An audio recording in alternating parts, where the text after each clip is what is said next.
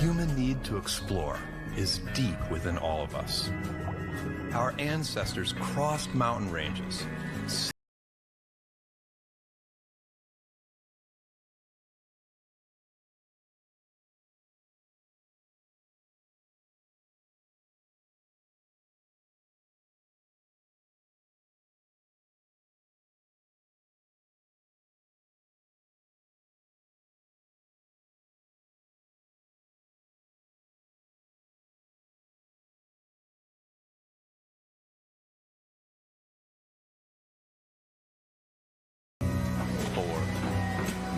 Start. 2, 1. And lift off.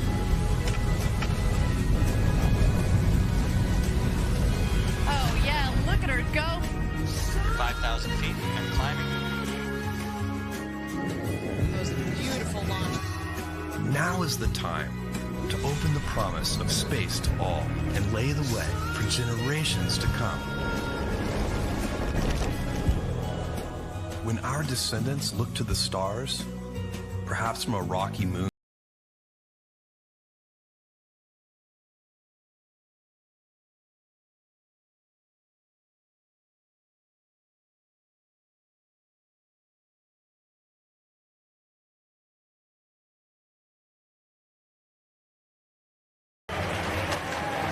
they'll remember these bold steps. We are of blue origin. Touchdown. And this is just the beginning.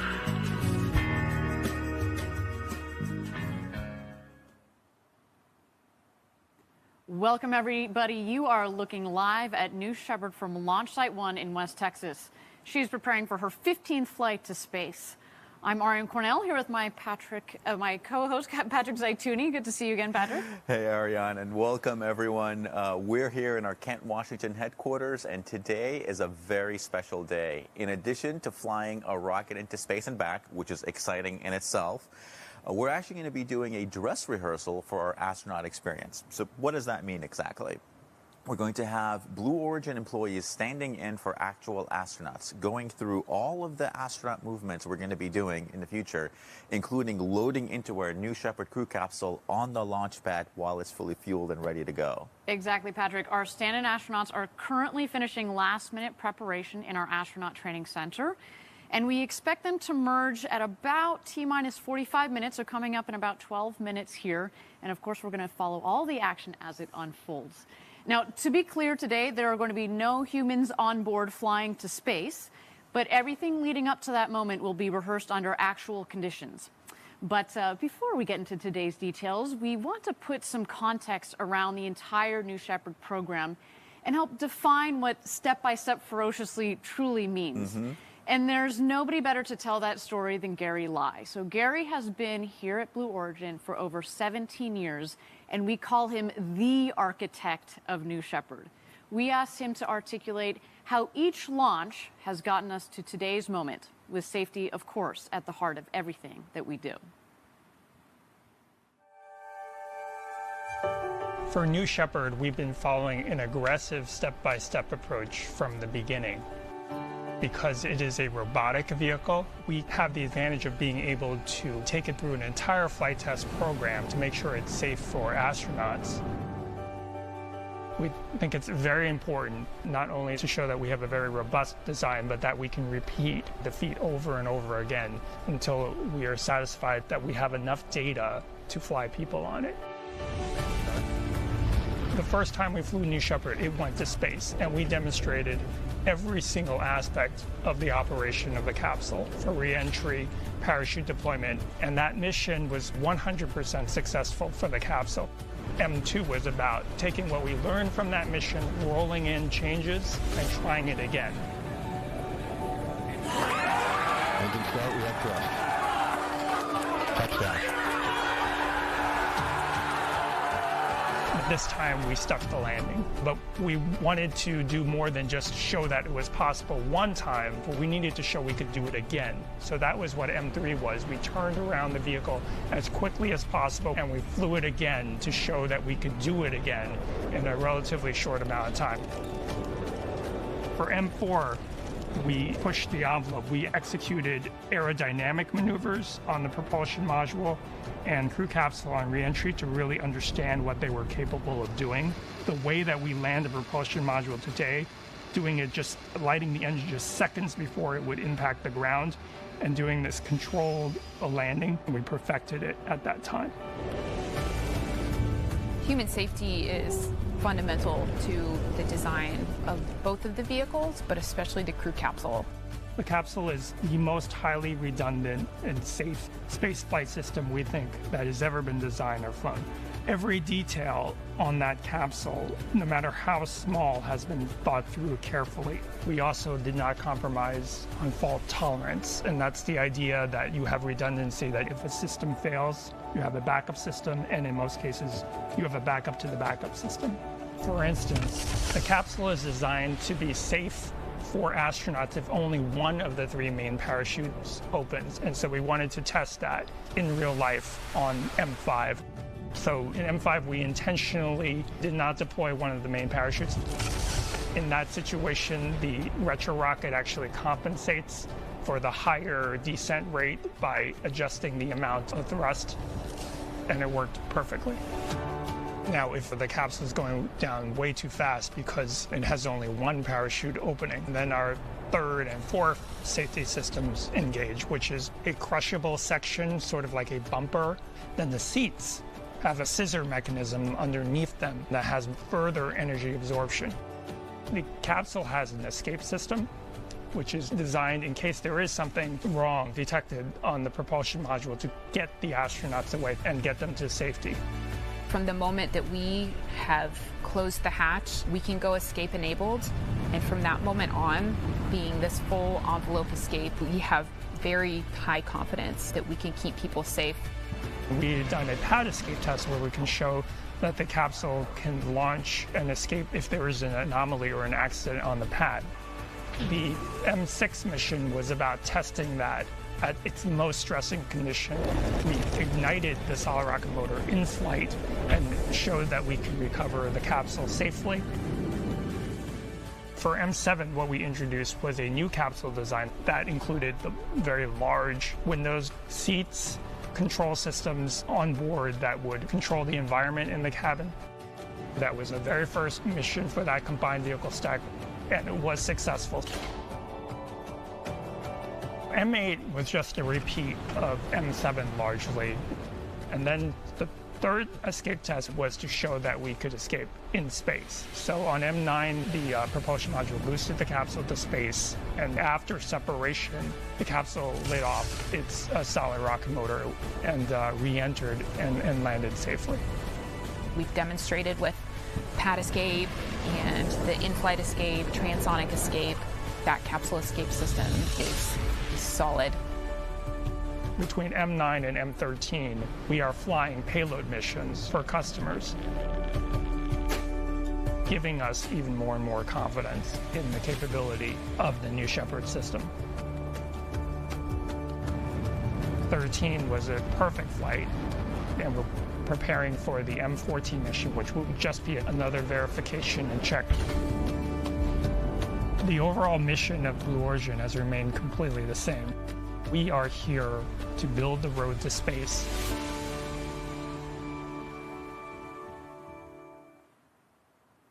Wow, that was a truly inspiring video and a lot of great stuff from Gary. You know, anytime he opens his mouth, I just sit up and listen because I know I'm going to get some knowledge dropped on me here. That man is a well of knowledge, that is for sure. Yeah, so as we can tell from that video, what Gary's been saying, it perfectly sets the stage and the context for why this astronaut experience rehearsal matters and how it fits in with the broader scope of this new Shepard launch and campaign. Agreed, Patrick. Gary in that video really helps us understand the how and the why of what we do here at Blue Origin. And today, we're doing a lot. Okay, so let's get into it and discuss the overview of the astronaut experience once we do start flying people. So here we go. First, the astronauts will arrive 3 days before flight. They will be met by our astronaut experience team who will take them out to their accommodations at Launch Site 1, and that's where they will meet crew member 7. Now, you're going to hear us talk a lot about crew member 7 today. They are the astronauts' guide through the entire experience. The next day, the astronauts will begin their training, diving into detailed mission and vehicle overviews, learning the procedures for getting into and out of the capsule, and they'll also be part of a mission simulation where they're going to be strapped into their seats in a replica of the crew capsule, a lot like what you see behind us today. Now, on launch day, they're going to suit up, show some of that, Patrick, that astronaut swagger, and go through final preparations. And last but not least, they're going to caravan out to the tower, climb up the tower, through the hatch, and buckle up. And that's when things get real. That's right, really real, Ariane, because that's when they're going to be ready to actually take off into space and get that incredible experience. Now, let's talk about today's stand-in experience and today's astronauts who are not exactly going to space, but they're going to be doing everything up to that point, including going all the way into the capsule while the rocket is fueled and testing all of that. And earlier today, as you can see here on the screen, they moved from their astronaut village over to the training center where they're actually at right now and doing their final preparations. Today is going to be a big day for them, and as we noted, at about T-minus 45 minutes, so that's coming up in about 3 or 4 minutes here, they're going to leave the training center and continue the astronaut load process by proceeding out to the pad. So while we stand by for that, why don't we give our viewers a lay of the land? So our field reporter, Caitlin Dietrich, was at Launch Site 1 recently during some of our previous astronaut rehearsals, and she filmed a video to give you an up-close look of Launch Site 1. Let's check it out. Hello everyone, I'm Caitlin Dietrich. I'm here in beautiful West Texas watching the sunrise over Blue Origin's Launch Site 1.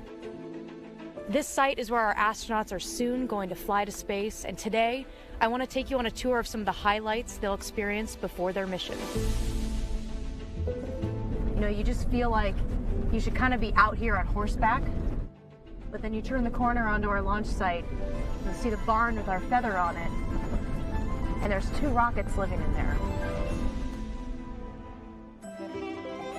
Before our astronauts go to space, they'll come visit their vehicle in the barn.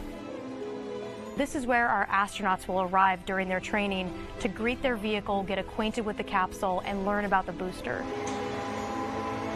This is also where our mission team mates the crew capsule with the booster. Then, the night before launch, the booster rolls out those doors on the way to the launch pad. All right, so right now we're driving the road to space, which is the road the astronauts will take to go to the tower, climb up, and get in the capsule. And when our astronauts arrive here, they'll walk up these stairs, and they're only a few steps away from their trip to space. Once you get to the top of the tower, you see your rocket and your capsule. And this is going to be one of those moments that you remember for the rest of your life. Tell us what you do on launch days for our astronauts. We go straight into installing the thermal conditioning system in the cabin. Crew member 7 will buckle the astronauts into their seats. At that point in time, we will close the hatch and the bridge will retract a little bit and they'll be ready for flight. And liftoff.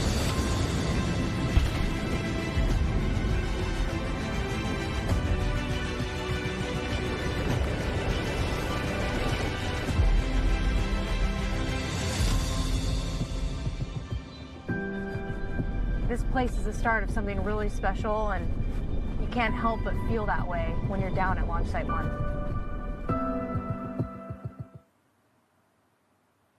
Very cool. Patrick, we've been down there a couple of times. It is a spectacular place from which to begin and end your journey to space. That's right. Now, the anticipation is really building here at Blue Origin. After 15 consecutive successful missions, including our capsule pad escape test, we are well on our way to flying astronauts.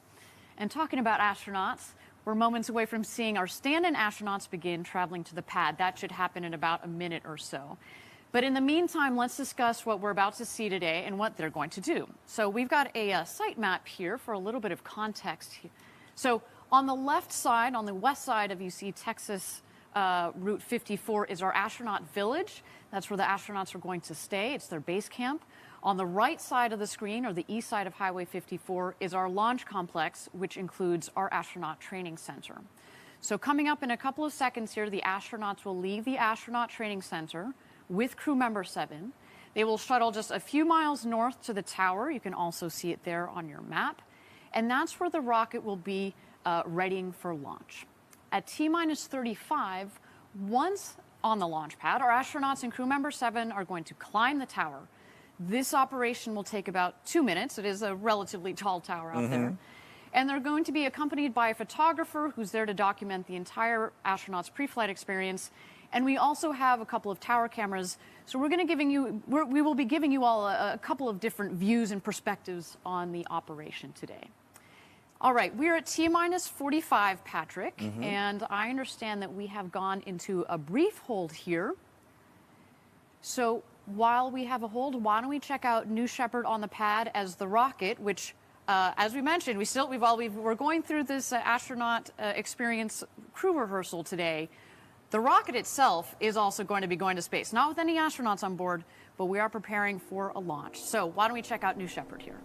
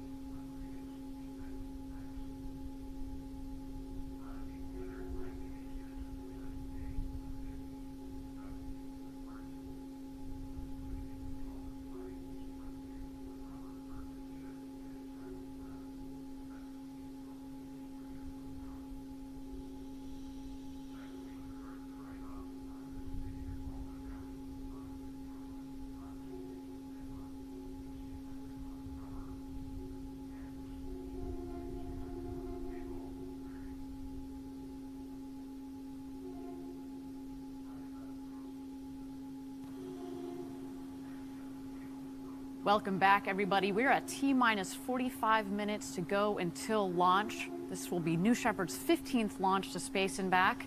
We're at T-minus 45 minutes. We are in a brief hold.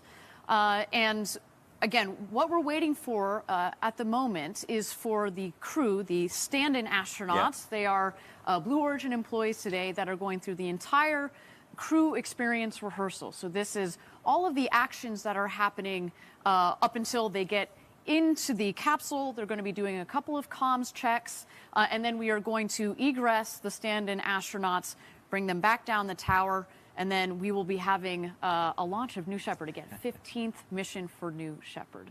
So while we're in a hold, why don't we go back and check out New Shepard as we wait for our stand-in astronauts to leave their astronaut training center.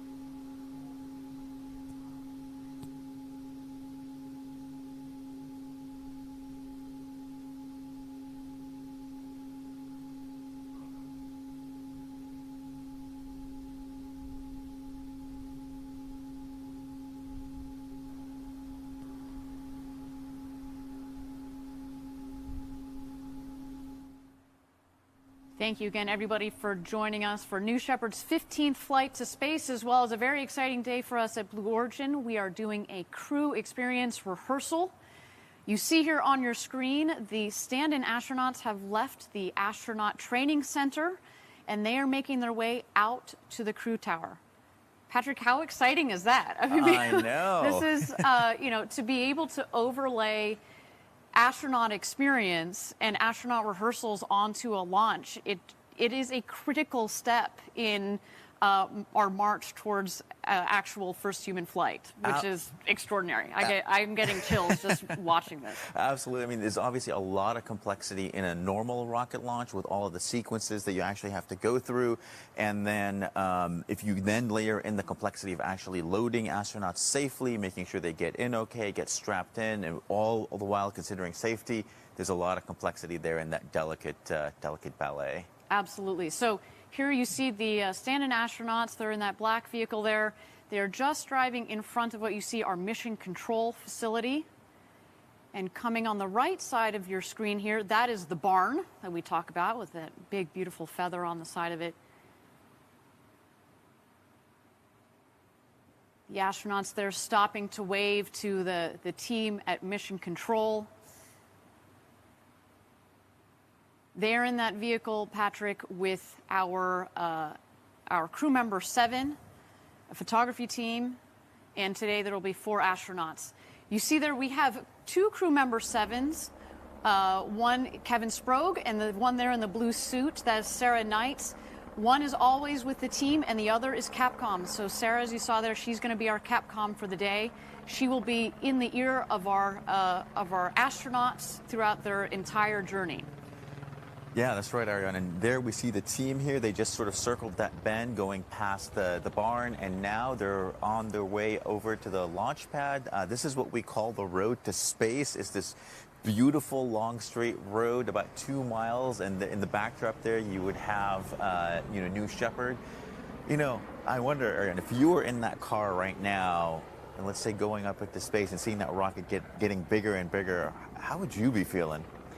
I mean, you know, I've said it many times, I wanted to go to space since I was a little girl, and I imagine that our future customers, astronaut customers, will also have had that feeling. And so you're in that car, and it's you and your crewmates and the rocket, and that's it in this big, vast Texas desert, and you are on your way towards fulfilling this childhood dream.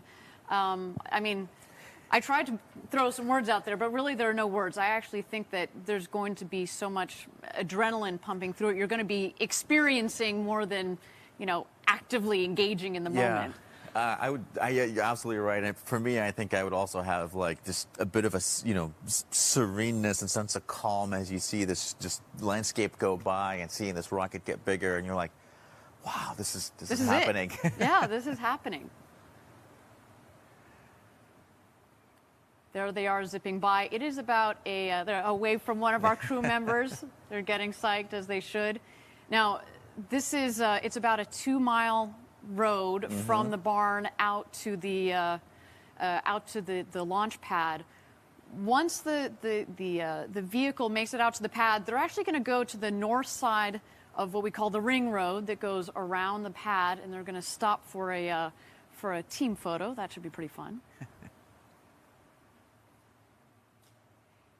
And as they're doing that, Patrick, maybe we should get into, finish up on the timeline that we were describing earlier of what's going to be happening here. So they've left the astronaut training center. They've driven out to the pad here. They're going to take their photo.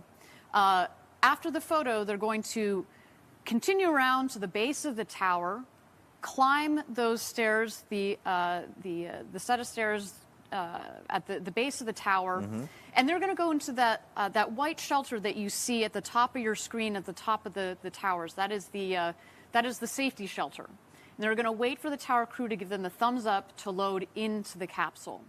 So at about T-minus 33, with assistance from the tower operations team and crew member 7, they'll load into the capsule, get into their seats, and buckle into their harnesses.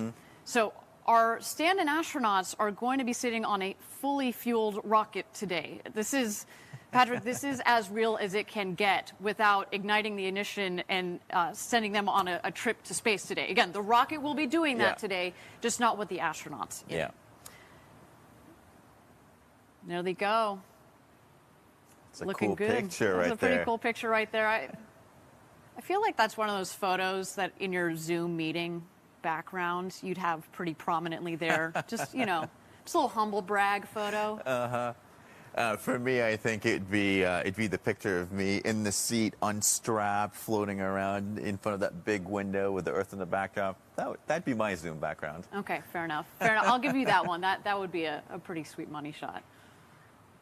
All right, so they have finished their photo op there on the north side of the pad, and they're going to continue their drive around towards the base of the tower there. Let's watch.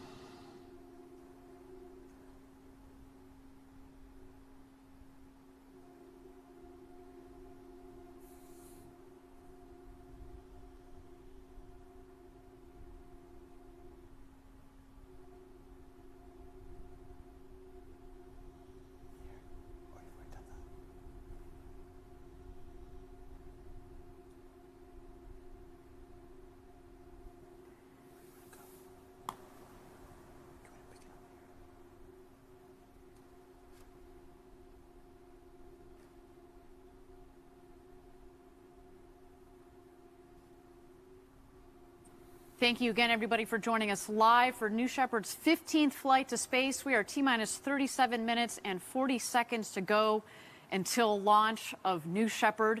We're in the middle of our astronaut rehearsal. Again, we're taking our stand-in astronauts, 4 Blue Origin employees, through our entire astronaut experience, and they will experience everything today that our astronaut customers will, minus the flight to space. Mm-hmm. The point today, of course, to weave in the astronaut operations on top of normal launch operations, which is critical to overall safe operations once we get into having customers on board today. Absolutely. Now, Patrick, why don't we pick it up? We talked about the timeline. They are ascending the stairs as we called out earlier. What happens next? Yeah, so once they go up and they get out of that white shelter there that we see, they're going to cross the gantry and actually get into the capsule. 2 of them are going to do that. And once they're actually settled in there, they're going to get strapped in. Crew member 7 is going to help them in. They're actually going to do a communications test with our CAPCOM or Capsule Communications. They're going to check to make sure we hear each other okay. And then we're going to do a simulated hatch closing. We're going to close the hatch, not latch it. Then we're going to, after a few moments, we're going to reopen the hatch, and then our astronauts are going to exit the capsule or egress, and then we're going to go back to a normal launch profile, so to speak, and they need to prep New Shepard for launch. And Patrick, today, so while we have 4 stand-in astronauts going through this rehearsal today, only 2 of them are going to be getting into the capsule. Do you want to explain to us why that is? Absolutely. So, as you know, we have 6 seats in our New Shepard crew capsule, so we can take 6 astronauts up into space. Now, today, we have the esteemed Mannequin Skywalker taking yet again another flight up into space. And the next 3 seats next to him are actually filled with boxes full of postcards from Club for the Future to take up into space and bring on those back. And so, with all those seats, essentially, we only have 2 seats open, so that's why we're only going to have 2 of those astronauts actually go into the capsule. Very exciting moment here. Now the astronauts have entered, the stand-in astronauts have entered into the safety shelter there. You see Kevin Sprogge, our crew member 7 on the right. We're going to get to know Kevin Sprogge and Sarah Knights, our first Blue Origin crew member 7s, in just a bit here.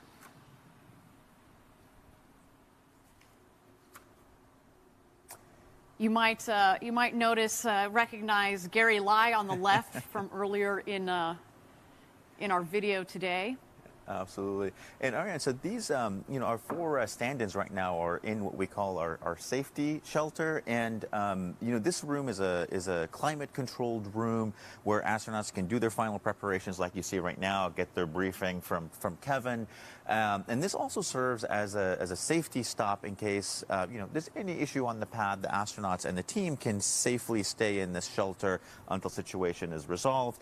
Of course, if our stand-ins or astronauts are in the capsule itself, they can quickly egress, make it across the gantry, and get into that shelter, and where they can wait out any issues at all. So, that room is quite multi-purpose there, as you can tell. Right. Well, let's continue to watch here the operations inside the safety shelter. Looks like they are leaving the shelter. That's right. So what you're going to see here is about an 8-minute-long process of actually loading the 2 astronauts there into the capsule, and at the end of which, like we said, we're going to simulate the hatch closing with the 2 stand-ins inside. Ariane, do you want to tell us about the 2 folks that are actually going to be going in here to this capsule today? Sure. So in the foreground, you just saw our photographer, Joel Eby, who is preceding them. Got to catch some sweet photos, of course, of our astronauts as they head out there. So here we have Susan Knapp, Gary Lai, Audrey Powers, and in the back there we've got Clay Morey and Kevin Sprague, our crew member 7.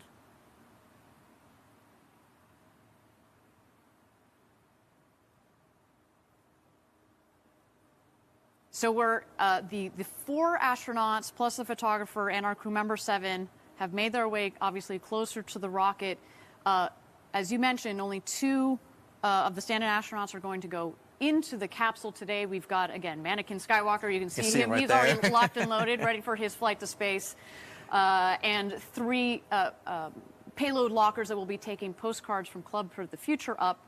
But we are soon to see Gary Lai. You heard from Gary a little bit earlier in our broadcast. He's been here over 17 years, and we call him the architect of New Shepard. So it's quite moving for all of us here at Team Blue to watch him ascend the tower and get inside of the capsule that he designed.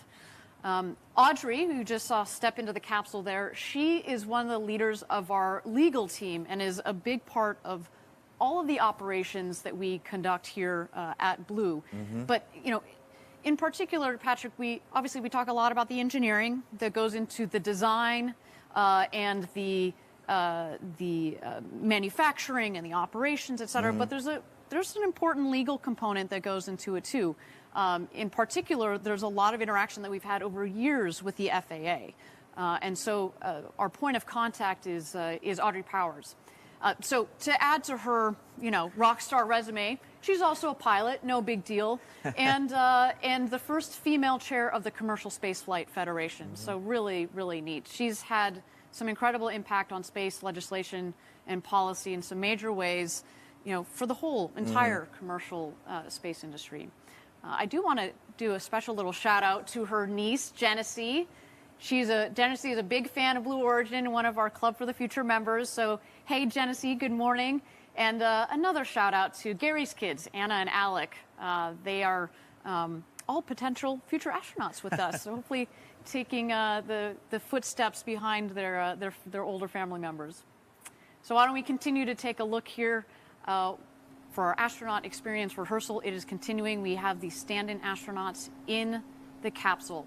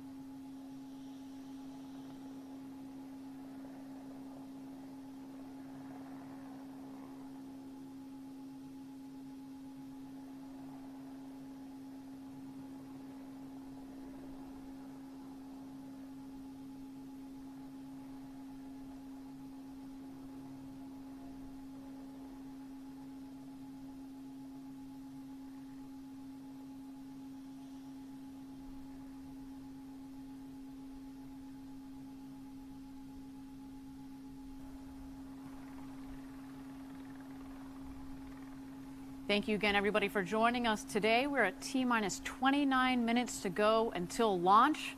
A very exciting day for us here at Blue Origin. This is New Shepard's 15th flight to space and our first astronaut experience dress rehearsal combined with a launch. We should note again, no astronauts will be going to space today, but this is really a critical step in our march towards first human flight. Now, our stand-in astronauts, Blue Origin employees Gary Lai and Audrey Powers are in the capsule, and it looks like the simulated hatch closing is about to get underway. Let's keep an eye on our screen for that. Sounds good. And Ariane, I think right now what they're doing is the actual communications check. So they're talking with mission control and the other astronauts in the safety shelter using their push to talk. They're just confirming all of these checks. And as you pointed out, after we complete those checks, that's when we're going to close the hatch, but not latch it, because we are going to have to take those Gary and Audrey out as much as we want to stay in there. Yeah. I'm sure they might be trying to hide under the seat, but not today. Not today, Gary and Audrey. Soon, though. Soon. Mannequin's keeping an eye on them. Yeah, Mannequin's got a good eye on him. This is his flight again today.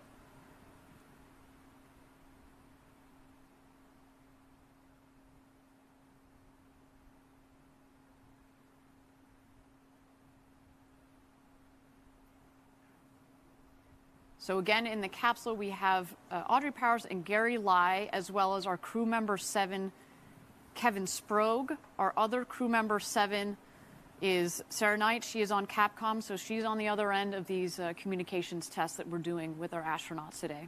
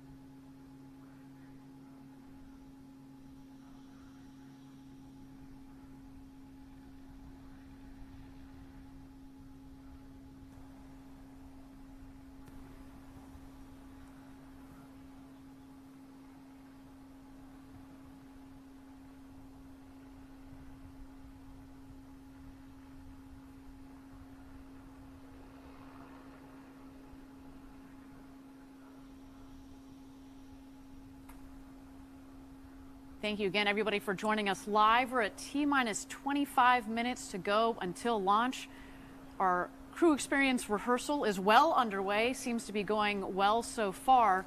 While we have a moment here, let's talk about the flight profile of the rocket. Once we finish the crew experience rehearsal, we will extract the stand-in astronauts. They will get back in their car, and they will drive back to mission control for New Shepard to enjoy the rest of her day, which includes a flight to space, which will go as such.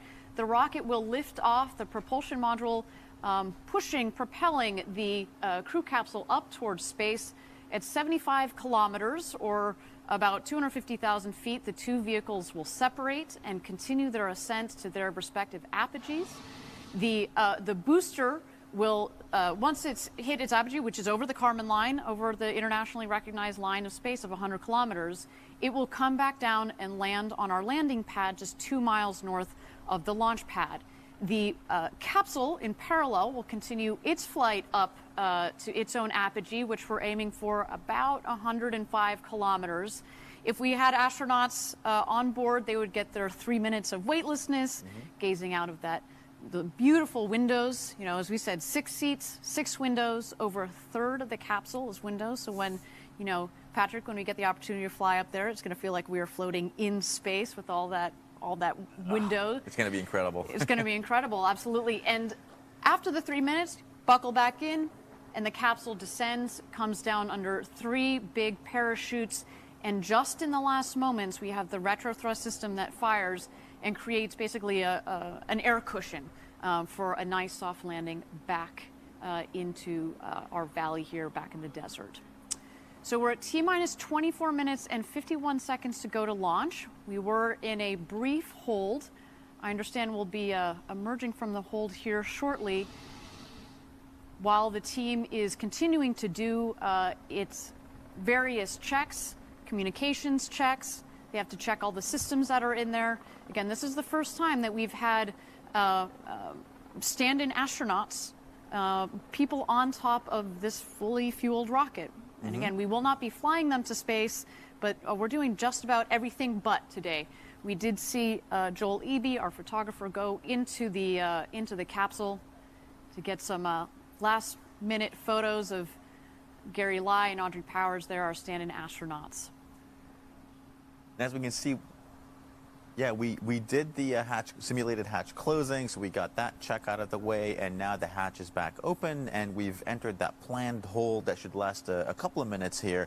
And this pre-planned hold is part of the rehearsal operations designed to make sure we can get our astronauts out of the capsule. Again, we call that egress, and then headed back to the safety shelter, and then eventually back into their cars and mission control.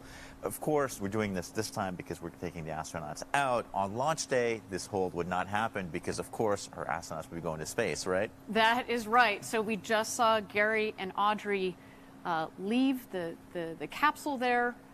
Our crew on the tower is just going to do some last checks before they close the hatch for real. Make sure nobody's stowing away. Yeah, exactly. Make sure there are no stowaways. There's Audrey and Gary. And that's Joel our photographer. right there.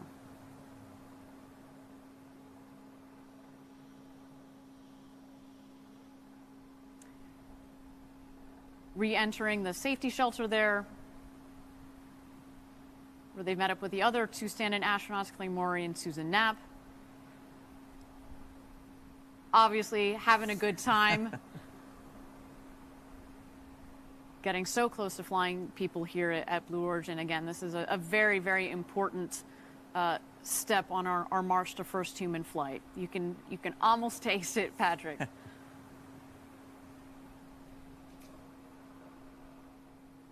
Sounds like they're recapping their great experience there and what they got to do in the capsule and all those tests. Man, it must have been so exciting. And again, can you imagine Gary Lai, the gentleman in the bottom right corner of your screen? He's been at Blue Origin since the very beginning. He knows this system inside and out, and that's why it's really touching for him to participate in this activity, right? He's been really committed through this entire program to getting this vehicle up, flying, landing, and soon taking people to space and back.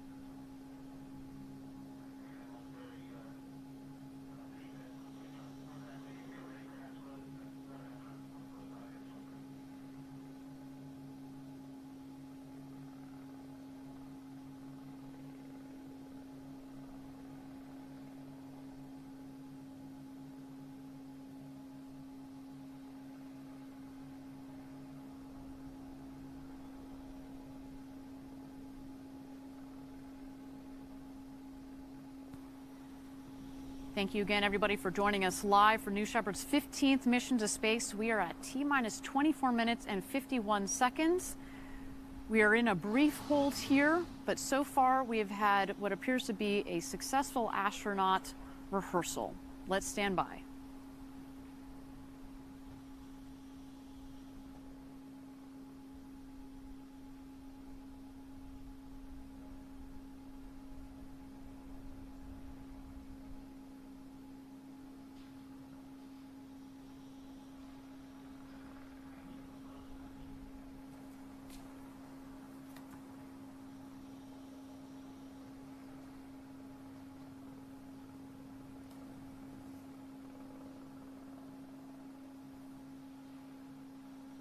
Again, thank you everybody for joining us live for New Shepard's 15th mission to space. We have cleared the hold and the countdown clock is resuming.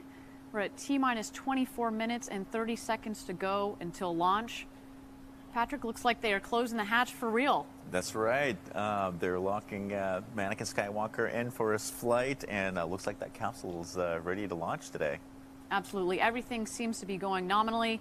You do see our crew member 7 on the left. That is Kevin Sprague, as well as our crew tower. Excuse me, our tower crew, of course. They are, again, closing the hatch. Soon, Kevin will rejoin the astronauts in the safety shelter, and they are going to make their way down the stairs and back to mission control so they can watch the launch along with the rest of us.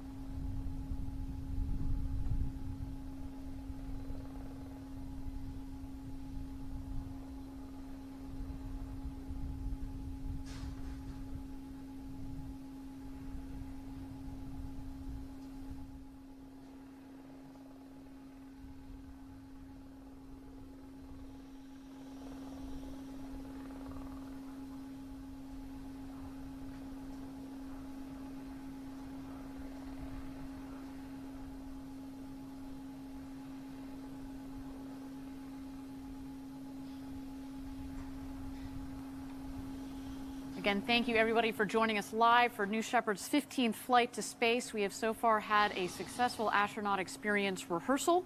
We just saw the tower crew closing the hatch for real. We had earlier our astronauts in there, stand-in astronauts, did some tests, and now we are continuing our countdown to the launch itself. Now, Patrick, we've talked a lot about crew member 7 and how important they are to our astronauts and their full experience, right? We saw Kevin Sprague on the tower with our team. We had Sarah Knights, who was on CAPCOM. We saw them waving to our astronauts at the last moment there as they headed out towards the rocket. But why don't we take a little closer look at their roles and specifically meet Kevin and Sarah? Let's check it out. The entire vision of Blue Origin is we want to democratize space. T-minus 10. You don't need to be a NASA astronaut. You don't need to be a trained engineer. 5, we want artists 4, and poets and teachers and scientists to be able to go to space. 1. Shepard has cleared the tower. Crew member 7 is a position unique to Blue. 2 assigned to each launch. There are 6 people that can fly in our crew capsule. The 7th person is the crew member 7. This is for real. This is it. The other crew member 7 is called Capsule Communicator, and they represent all of mission control and launch operations to the astronauts. It took me a long road to get here. I spent over 20 years as a fighter pilot at the United States Navy, but since I've been 8 years old, I wanted to be in space. Coming here to Blue Origin is the realization of a childhood dream of mine. So my background is in physics and astronomy. I went into STEM education. I was a teacher for many years. And when the position opened up at Blue, I knew that was me. The fact that I'm crew member 7 and the visible point of our entire team, it's such an honor. You're expecting to start hearing the noise. Crew member 7 is part teacher, part trainer, and part guide. They're embedded with the astronauts. They're truly a member of the crew. They're going to live with you at the astronaut village. They're going to conduct all of your astronaut training. Spaceflight is complicated, but our astronauts that fly with us will not need to have a complicated view of what's happening. The rocket is autonomous, and all of the safety systems are hardwired into the core. On launch day, crew member 7 is actually going to walk you up the tower, put you in your seat in the capsule, close the hatch. Capsule CAPCOM. The CAPCOM will then take over as the astronauts take their journey to space. And then as soon as they land, crew member 7 will be there to help open the hatch and whisk them away to the celebrations. Our astronauts are one part of a very historic journey. We're trying to build the infrastructure to get millions of people living and working in space. So the people who come here will truly be helping us take that first step.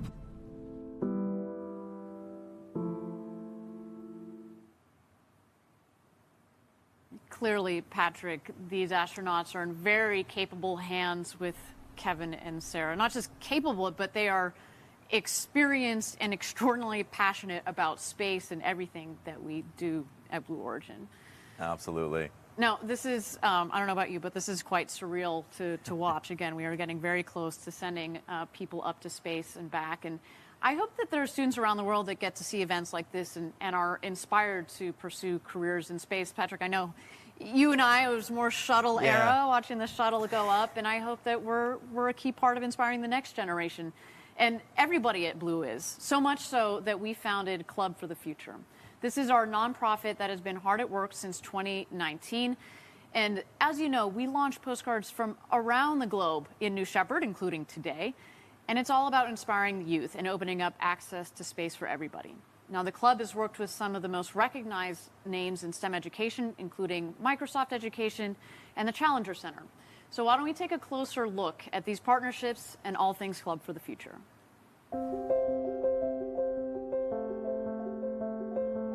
At Club for the Future, we get to inspire youth to really give them that connection and love for space. Club for the Future has a superpower where we get to literally tap into rocket scientists, aerospace architects, and people who are not only just dreaming the future, but they're out there building it. So our very first mission is send a postcard to space. All 7 continents and well over 100 countries have participated. And so that little moment where they realize this postcard has taken that journey that they're going to have the opportunity to take also one day, it clicks, and they're hooked.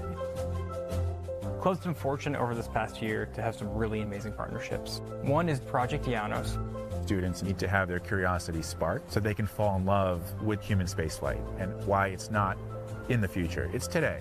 Let's look at the past, the present, and the future. So for the past, it's the Apollo legends. For the present, we're looking at Artemis. And then for the future, the vision that Blue has set for human spaceflight. And that's why Club for the Future and Project Janos has real potential to have a positive impact on the world. Another one is Microsoft Education Day of Data. We are preparing these students for these future careers, fundamental skills like creative thinking, problem solving, computational thinking, and data literacy. It's been a fantastic partnership. Who doesn't want to be part of the rocket launch? Club for the Future partnered with STEM to Hub. Together, we challenged the entire state of Florida to dream big. It was like giving them the gift of the future. Club for the Future is proud to be supporting Challenger Center. They've not only implementing the Postcard to Space program, but Club for the Future most recently has been helping build a virtual mission called Destination Moon, where they put kids right in the seat of mission control, taking the New Glenn to the moon.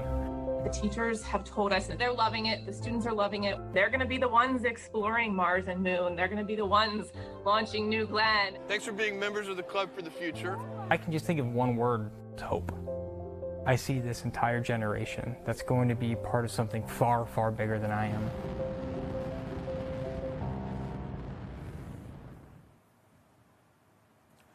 Great. No, it was so cool to see all that awesome work that the club is doing. Very inspiring. And there what we just see on our screen, our stand-in astronauts have descended the tower, gotten in the vehicle, and they're heading back to mission control. That's where they're going to be watching the actual launch and landing from, and then they're going to go out to the landing site after that to continue the essentially the back-end part of the astronaut rehearsal. Right. So as we've been talking about, Club for the Future and all things about the club, I do want to highlight that there's a club member that we know and love that has been a great part of helping their local community, especially as part of that recent unfortunate Texas winter storm. We caught up with him to hear about how he's been helping his community, as well to talk a little bit about what it's like being an ambassador for Club for the Future. So let's go hear it from Beckett Potter's own words. Let's check it out.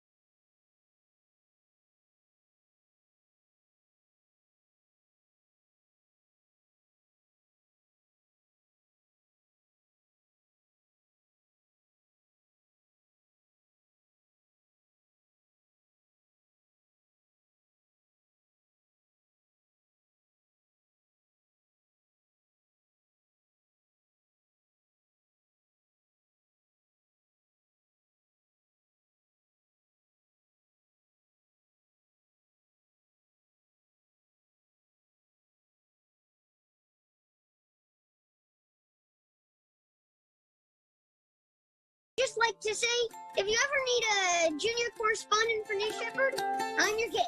Go Team Blue. Marauding Ferocious.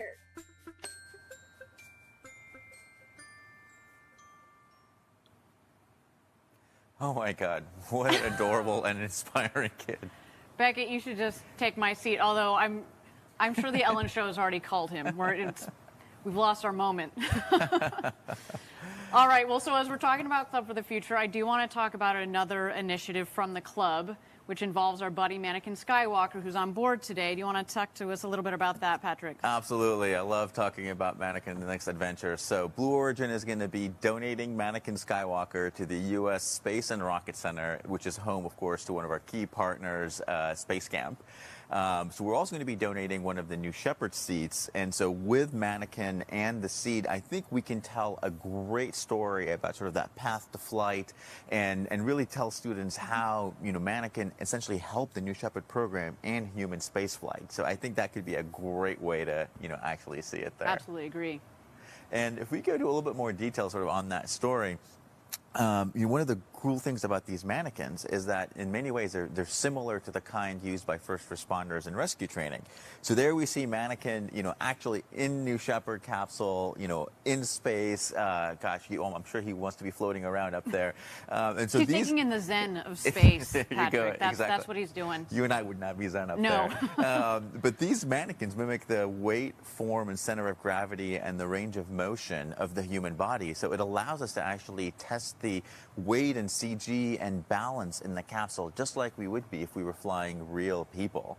And so that mannequin that's going to be flying today is actually the same one that flew in the last mission with those Space Camp astronaut wings pinged to the flight suits. It's going to be really cool to see all of that kind of make its way back home. Very cool indeed. I can't wait to see Mannequin at the Space and Rocket Center in Alabama soon. Again, as you've mentioned, they've been wonderful partners with our Club for the Future. Okay, we're at T-minus 10 minutes and 45 seconds to go until New Shepard's 15th launch to space, although I do notice here that we have gone into a brief hold. So why don't we check out New Shepard on the pad as she gets ready for her flight.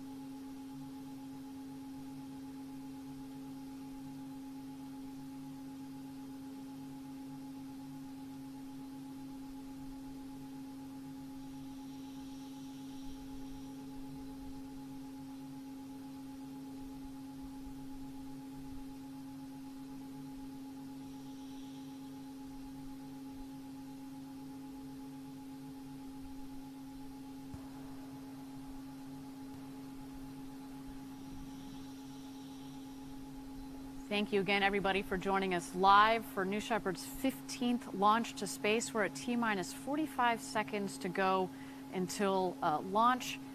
Another countdown to another what should be exciting launch. We are in a hold at the moment, but while we've got a little bit of time left, we did want to bring you up to speed on some progress with our New Glenn vehicle development down in Florida. New Glenn, of course, is our orbital rocket, the successor to New Shepard, our suborbital rocket. We're investing in building a state-of-the-art facility down in the Cape. It is beautiful. You were just down there last week, right?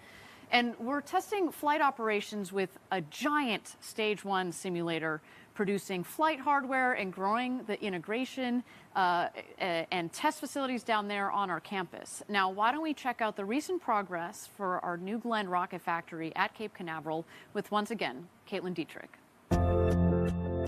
Hi, everyone. I'm Caitlin Dietrich reporting here from Florida Space Coast in front of New Glenn's rocket factory and growing campus. Let's go.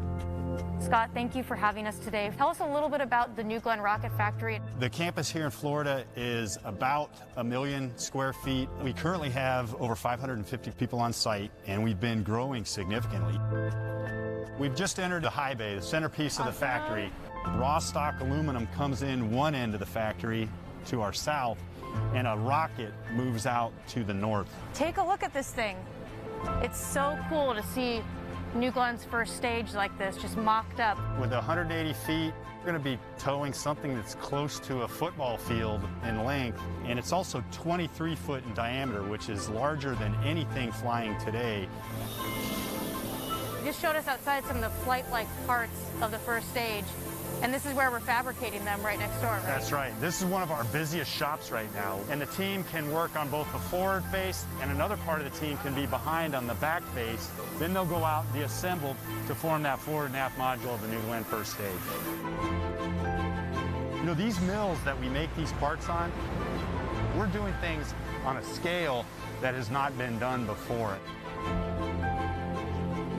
It looks like we have a lot of hardware here on the floor. Yeah, I love this part of the factory. I mean, we're building domes, we're building barrels, and now we're ready to move into the flight hardware production stage. We're inside the dome. So imagine we're at the top of the Stage 2 tank. Below us is a full first stage and second stage New Glenn rocket, over 200 feet. And we're now entering our composites hub. This is where our payload fairing, one of our other big elements of New Glenn, is made. This 7-meter payload fairing offers twice the volume of anything flying today. So when you're a payload customer, when you see this, you think, I can put a huge satellite in there, or I can put a whole bunch of small to medium satellites in there and really take advantage of the capability that New Glenn brings to the mix.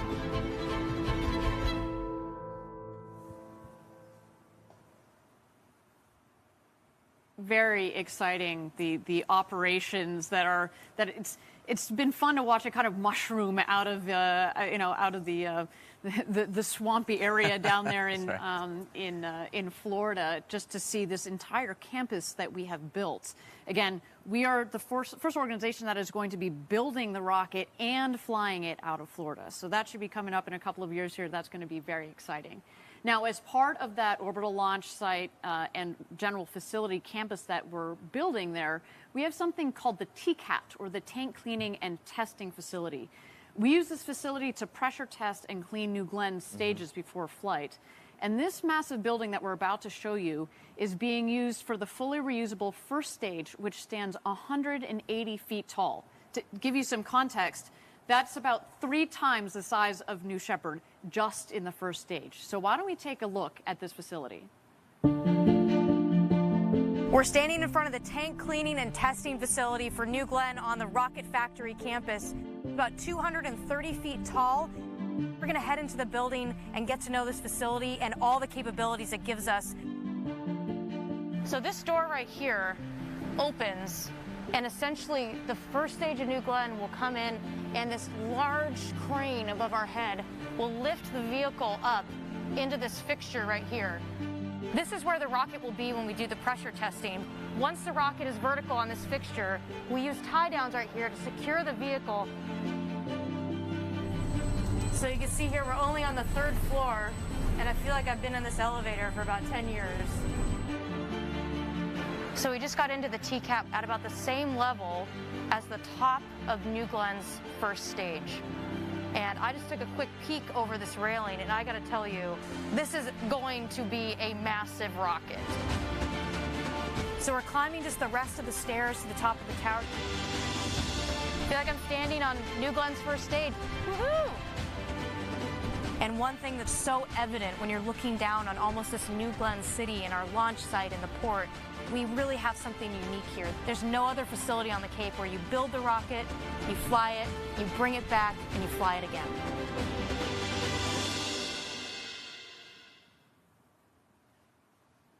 Super exciting, super exciting. And, you know, we've talked about it a lot on previous webcasts, but I think it's worth bringing up again. There's been so much value already out of this New Shepard program. Well, we haven't flown people yet, although as today is a testament to, we are very close to flying people to space. But taking the lessons from the design of New Shepard, the operations of New Shepard, the human spaceflight operations of New Shepard, as well as the refurbishment of the vehicles themselves, and rolling them into New Glenn has been, you know, it's almost like it catapults you. It's a trampoline to the next level, which is why we've already started New Glenn. Absolutely, Ariane. I mean, essentially all of the learnings that we've had from this great vehicle have already been applied. You see it sort of in the design, everything from how we lay out the stages, the tank designs, everything from how we manufacture the tanks with friction stir welding. You know, all of these things we've learned on New Shepard, and now we're applying on New Glenn. But, you know, to your point, it's at a 3 to 5x scale, right? Which is kind of, has its own challenges. Do you want to talk a little bit about the parallels between the first stage of New Glenn and the booster on New Shepard? Yeah, no, it's a great analogy there. So you actually see a lot of the similar design there, which is really interesting. So we have the same, essentially the same aerodynamic surfaces there, right? So with the strakes and the fins, we have them on New Shepard on that propulsion module. Same thing on the GS1 on the first stage of New Glenn. They just happen to be much larger. I mean, you and I can probably carry the fin of a New Shepard, whereas the one on the first stage of New Glenn is actually the size of the wing of an F-16. And to be clear, we call it a fin. We call it, actually internally, we call it a strake. It effectively acts like a wing. Yeah. Right? Because at 180 feet long, it's kind of like an airplane, right? And we want to have lift on the vehicle to be able to fly it back.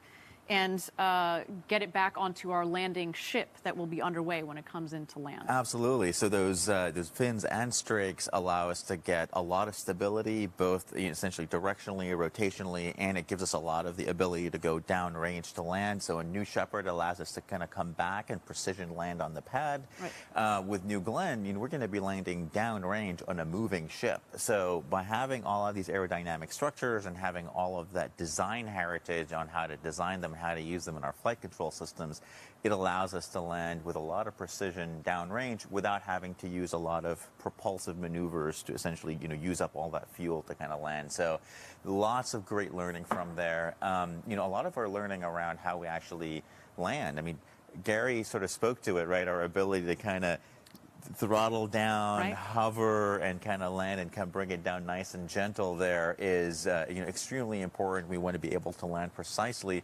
and all that throttle ability and guidance around landing all developed on New Shepard, so we don't have to learn it again on New Glenn on something much bigger and much more hefty. Hefty. I don't know if the rocket would like you calling it hefty. That's right. Okay, well, we are at T-minus 10 minutes and 45 seconds to go until New Shepard's 15th launch to space and back. As we've mentioned before, hopefully you caught it as well, we had a successful astronaut experience rehearsal test for the pre-flight operations. Following the flight, those same stand-in astronauts will head out to the capsule once it comes back down, so we can practice some of those post-flight operations as well. But in the meantime, we are in a brief hold. We just want to make sure that our teams are getting aligned and we're all set for New Shepard's flight to space. So why don't we check out New Shepard while she's on the pad getting ready for her flight to space today.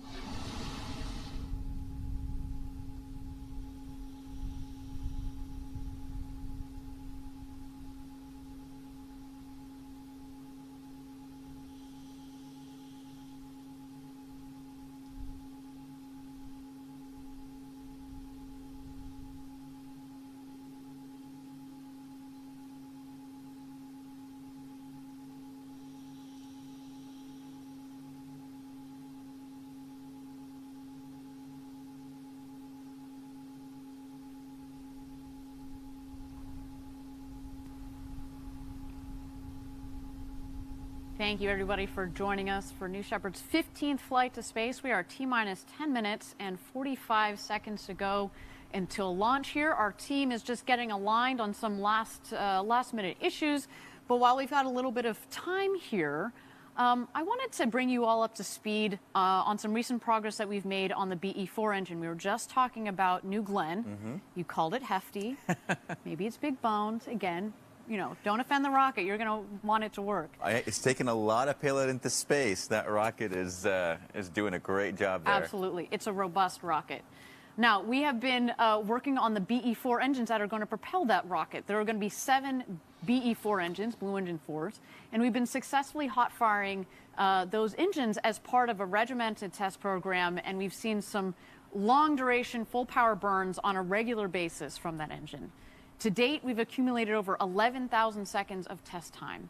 In addition, recently we delivered the first Pathfinder engines to our customer United Launch Alliance for their Vulcan Centaur rocket, which should be flying later this year. And I, for one, cannot wait to watch that rocket and those engines blast off from the Space Coast. Absolutely. Mock diamonds are certainly a thing of beauty, aren't they? Yeah, they Why don't are. we check out some of this footage from a recent BE4 test?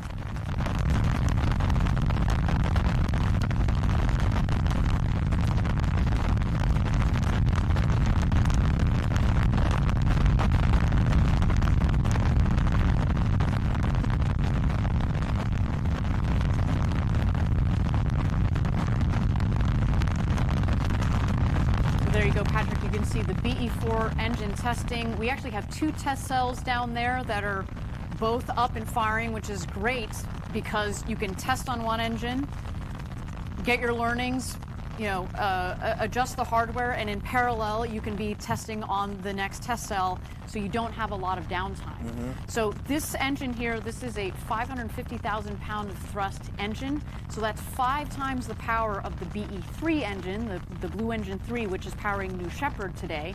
And there will be 7 of those. That means 3.85 million pounds of thrust on liftoff when New Glenn blasts off from the Space Coast in a couple of years here. And again, as mentioned, we've had a lot of successful test firings on it, which is great. This is the first of this sort of liquefied natural gas, LNG, and liquid oxygen engine. Think of LNG like a commercial form of methane for those of you at home that are less familiar with rocket propellants. And so far, so good. And that LNG, actually, we should talk about that for a second. We've picked it for a couple of reasons. For one thing, when you have a reusable rocket, you need reusable rocket engines, which means you need to be able to bring the engines home and refurbish them quickly. And when you use that sort of clean propellant, you can get in there. There's not that kind of nasty coking and other sort of nasty things that come with other types of propellant. It's green. Yeah.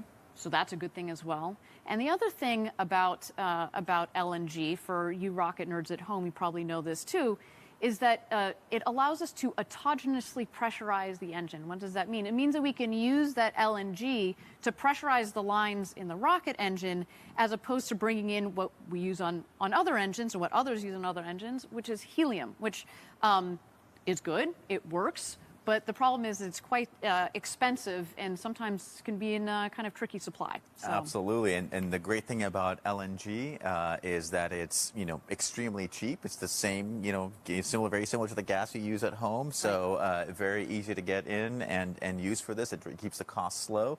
The other great thing about it is because it's actually much denser than hydrogen, you can make that first stage actually quite nice and compact there. You can pack a lot of propellant into a small volume and be able to get a lot of payload up there into space. Yeah, so we're very proud of this rocket engine that we've developed so far, and have enjoyed working with our partners at United Launch Alliance, who again will be using that rocket engine. They'll be using 2 of them on their Vulcan Centaur, so that should be really fun to watch.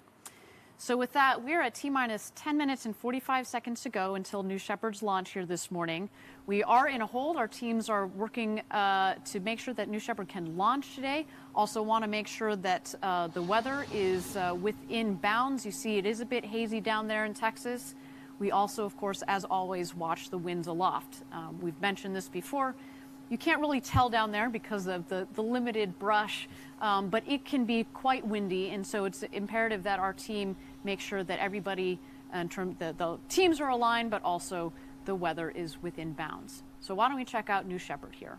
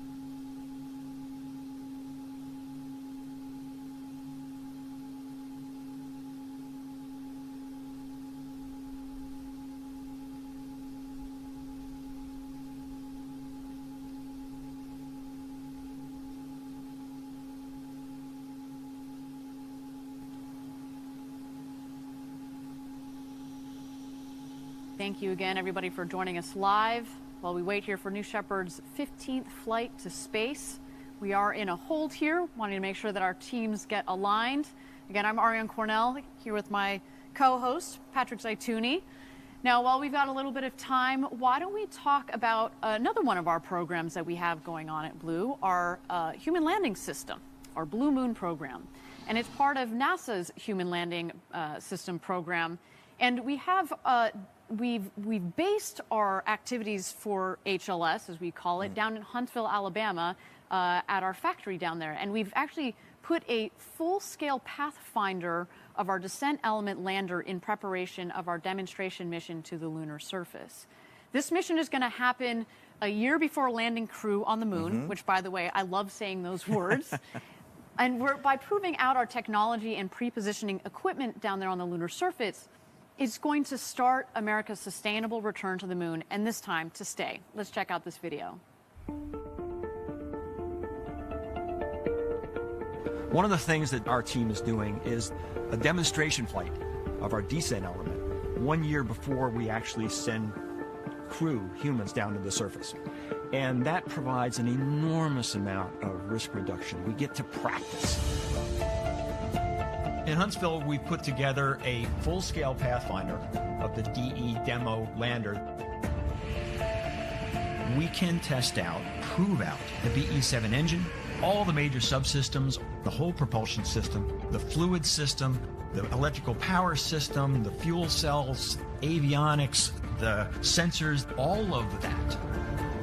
We can send that lander and land it autonomously on the surface before the crew goes there. We can deliver all kinds of payloads. We can deliver a metric ton of stuff. We can pre-position material, and it can be whatever you want it to be. We can begin to build up Artemis Space Camp. We're looking at several different ways of offloading payloads from the deck. The obvious thing is a crane. And we've actually got a crane provided for us by Langley Research Center at NASA. We're also looking at a davit system that's being developed by Honeybee Robotics. We're not standing still with the national team. We built this full-scale pathfinder of the DE demo mission in Huntsville to enable long-term sustainability, getting America back to the moon, this time to stay.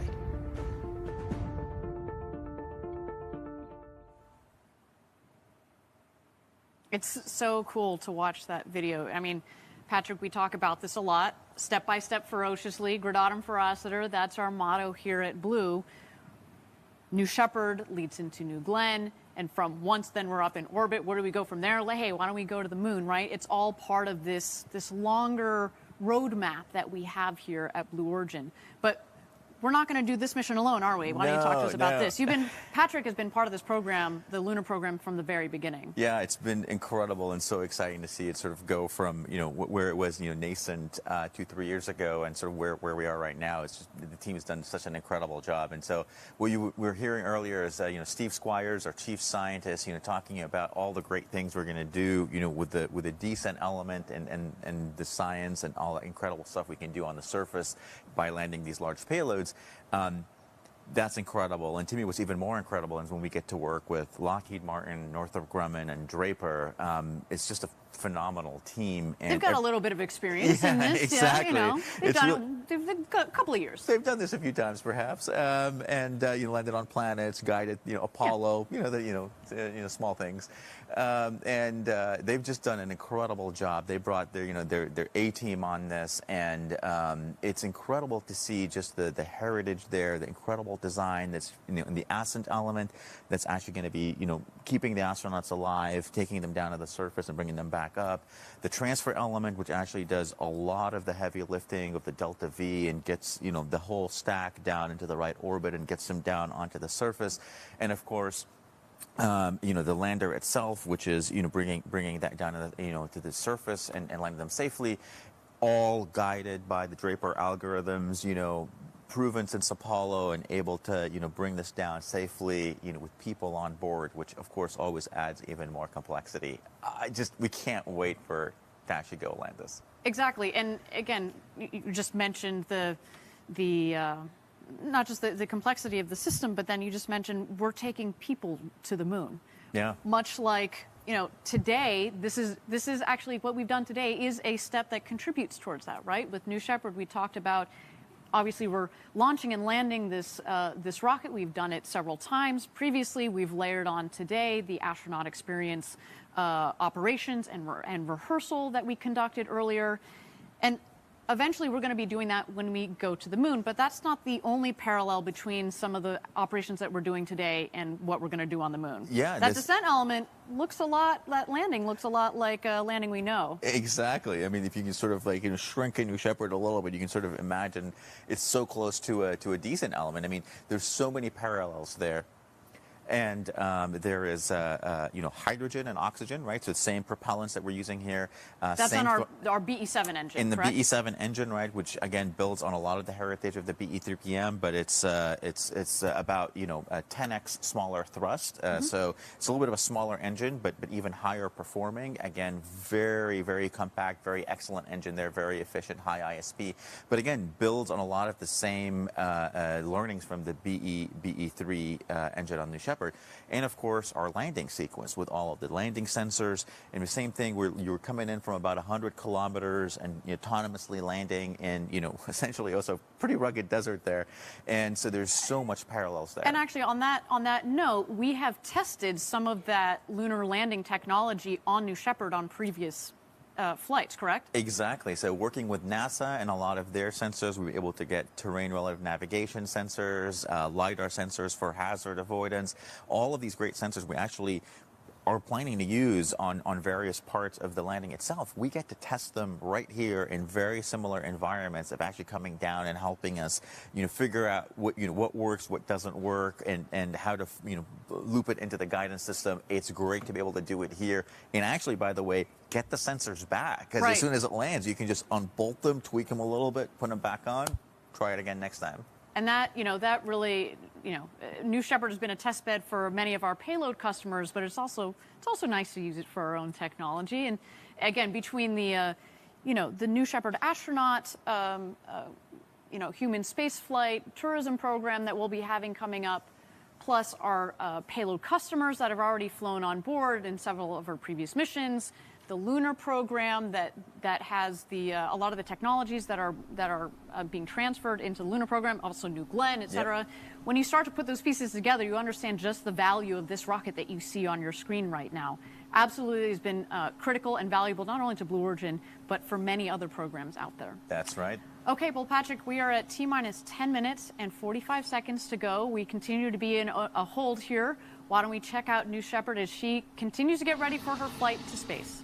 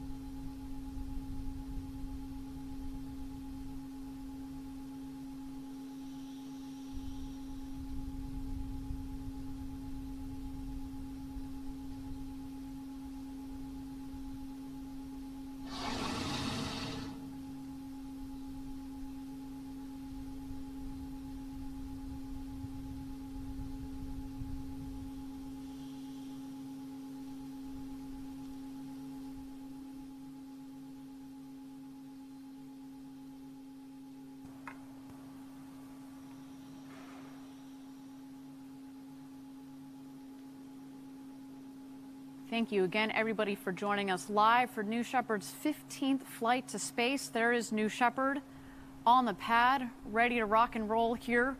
We continue to be in a hold while our teams are getting aligned. But while we've got a little bit of time, we talked quite a bit about the booster earlier.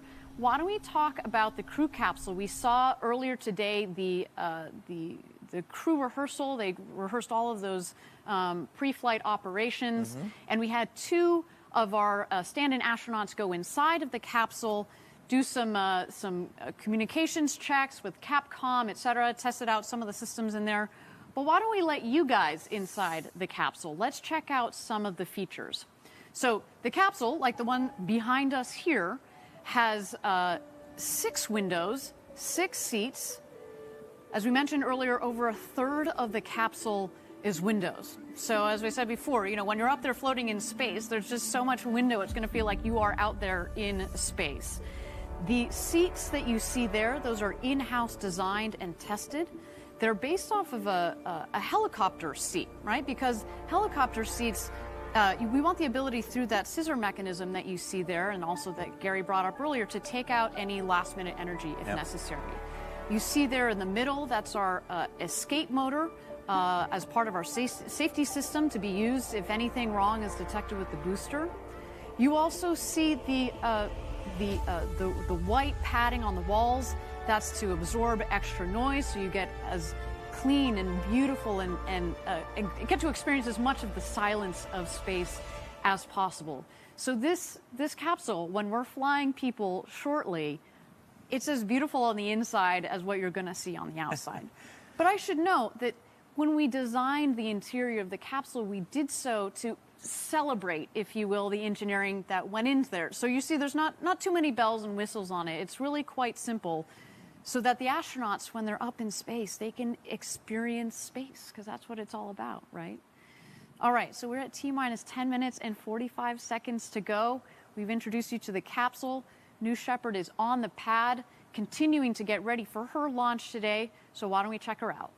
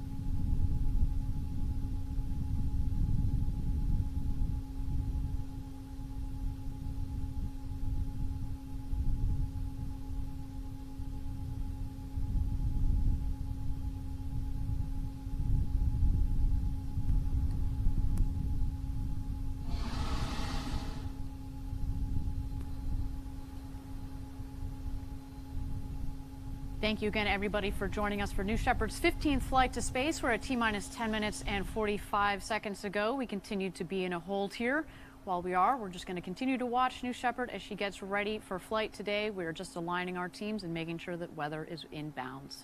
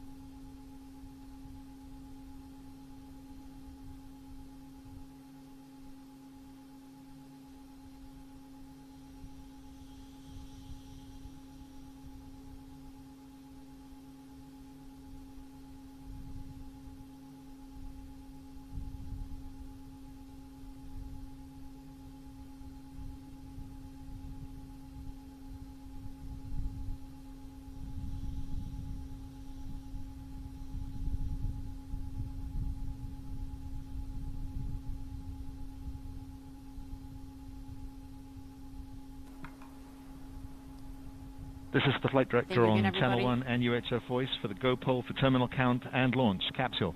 Go. Booster. Go. Ground. Go. Safety. Range is green. Go. Engineering. Go. CAPCOM. This is the flight director. New Shepard is go for launch. Booster, commence the terminal count. We'll go flight, and we still have step 104. All right, everybody, we are go for launch. As we heard, we are at T-minus 10 minutes to go. The countdown clock has resumed. Phew. Let's do it, Patrick. I know. That was, you know, we are always looking forward to a launch, and certainly after today, you know, it's just so important that we make sure that we walk through all the checklists, make sure that everything is right, within bounds, and if we need to take a couple more minutes, you know, even 40 of them, that's quite all right with us. That's right. You don't want to have go fever. You want to do this right and by the book. Exactly. I do want to say, I mean, can you imagine if you were actually sitting in a capsule right now, you would have heard this go, no-go poll in your headset. And I think, at least for me, this is where it would have just completely broken out in goosebumps, just knowing that the launch I am right now. It would be so exciting. All right, and now all eyes are on New Shepard. We're into our last-minute checks. They are underway as New Shepard comes alive for flight. We have just a few minutes to go before final checks, so why don't we take a moment and walk through the booster and some of its key features. We did a little bit earlier in context of similarities and parallels to New Glenn, but let's focus on New Shepard. She really is the workhorse of the journey to space. As we mentioned before, New Shepard is powered by the BE3 engine that's essentially fueled by water, liquid oxygen and liquid hydrogen. It propels the rocket to space and restarts for a controlled pinpoint landing on the pad. It's also uniquely throttleable, and that means it's able to slow the booster down to just about 8 kilometers per hour or 5 miles per hour for landing. And you can see at the top of the booster there's the ring fin, and the ring fin houses the drag brakes as well as the wedge fins. The wedge fins for stability, drag brakes to really cut down the speed. You'll see those will cut down the speed in about, that will cut the booster speed in about half. The drag brakes are critical, right? We talk about the balance between the engine and the booster's role in slowing down the rocket, but really it's just some simple aerodynamics from the drag brakes. The aft fins, as you can see towards the bottom of the booster, stabilize the vehicle during ascent, but also steer it back to the landing pad on descent. And they're actually strong enough to guide the rocket through airspeeds of up to Mach 4. And you think we talked about earlier about the winds aloft. Those are critical, those fins, in making sure that we get our rocket precisely back to the pad. Lastly, we have the landing gear. So all rockets take off, but One not all hopes. rockets land. Yeah. And as a fully reusable rocket, the new Shepard booster uses landing gear that deploys just in the last seconds for touchdown. That's right. I mean, this is an incredible machine. Kudos to Gary and the team that have spent, all this time designing it and getting it just right. And like we said, this booster design and all of the components inform so much of what we do here. We talked about the similarity between this and the first stage of New Glenn, of course, and the similarities there with the aerodynamics and the design. It's the same propellant combination and a similarly derived engine for the upper stage of New Glenn, so obviously lots of design heritage there. And we talked about, of course, all the great learnings that we've applied to our descent element as part of the lunar lander. So truly, you can almost think of New Shepard as a sort of that first path of the roadmap, and then it just branches out to all these other things that we've done. Exactly. And we should also mention the reusability element of it, which is critical, right? With our vision of millions of people living and working in space, we need the ability to turn the rocket around quickly, reuse it again, bring down the cost of access to space. All right, you're looking at a live shot of New Shepard on the pad. We are T-minus 6 minutes to go until flight. Why don't we take a look at her?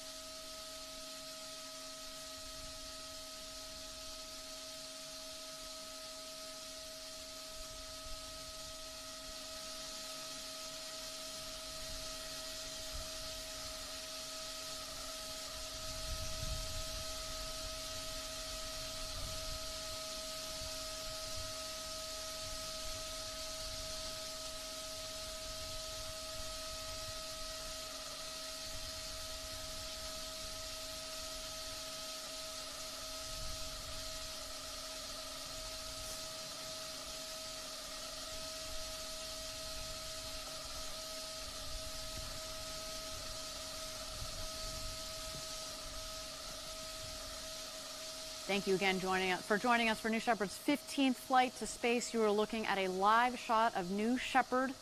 She's just about to begin her final preparations for her 15th flight to space. We are at T-minus 3 minutes and 10 seconds to go until launch. So for those of you that are just joining us now, earlier in our show, we showed our astronaut experience crew rehearsal. Very exciting. That all seems to have gone perfectly well.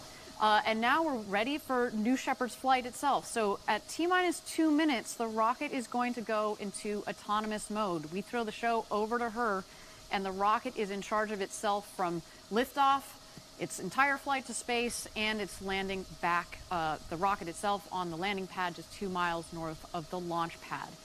In just a moment here, we are going to see the engine gimbal check, as well as what we call the built-in test, the bit checks, We want to make sure that we can move the aerodynamic surfaces freely so that they, just like an airline pilot does before his or her flight, to make sure they've got free range of motion. We also, at the top of the tower, of course, have the gantry that will also retract. That's right, and Ariane, right there on the gantry, you see these big sun shields there. You know, one of the, if you have 6 very large windows, like you said, and 60% of the capsule is actually windows by volume. Ah, there you go. There it goes, the retraction. Retraction right there. So we actually need those shades there just to keep the sun out of the capsule. We want to make the astronaut experience as comfortable as possible. We want to keep them in a nice, cool temperature. As I'm sure we don't want it to turn into a greenhouse with all of this big, beautiful windows. So what our team did is actually put these shades in. It makes it a great experience. And then, now if you or I were in there, we'd be looking out and just... Ready for launch. Yes. Ready for launch. A simple but beautiful solution. All right, there go the aft fin checks. There are 4 of those fins at the base of the rocket.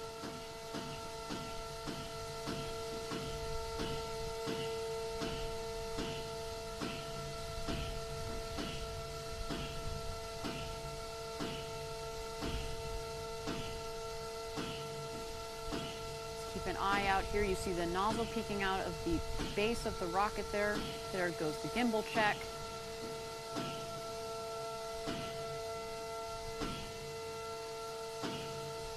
The engine gimbal, of course, is critical, but in particular as it's coming into land.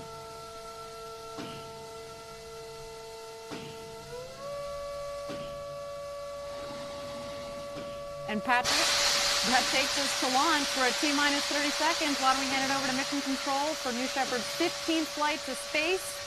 It's going to be worth the wait, man. Godspeed, New Shepard.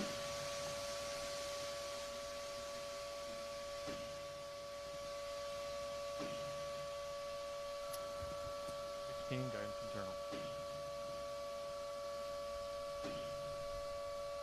T-minus 10, 9, 8, 7, 6, 5, 4. Command engine start. 2, 1.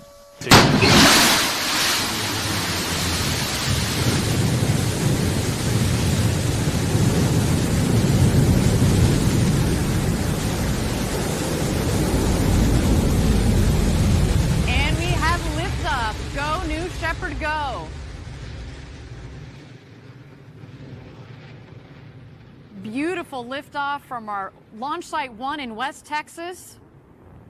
You can follow along as she gains speed in the bottom left corner of your screen. There's the speedometer, altimeter in the middle there.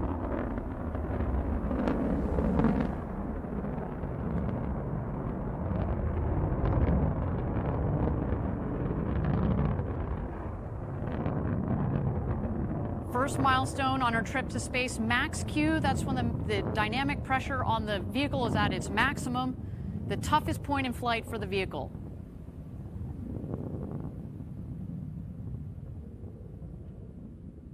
And max Q is confirmed.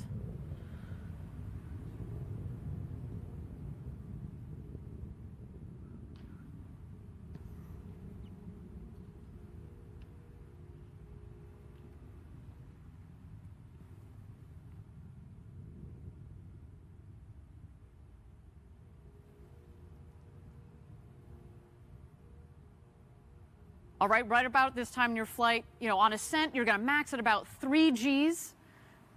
We've noted it before. The max Gs that you pull as an astronaut on New Shepard actually is on descent. So here on ascent, it's about 3 Gs, and it comes on gradually as you go faster and get higher up there. Until, of course, main engine cutoff and separation, and that is when you get to feel those beautiful 0 Gs. We're waiting for that here. Next stops, MECO and separation.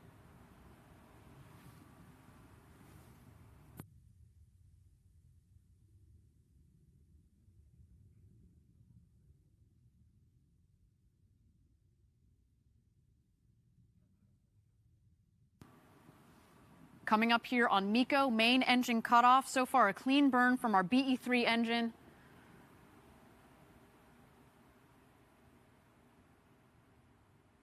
There it is, main engine cutoff.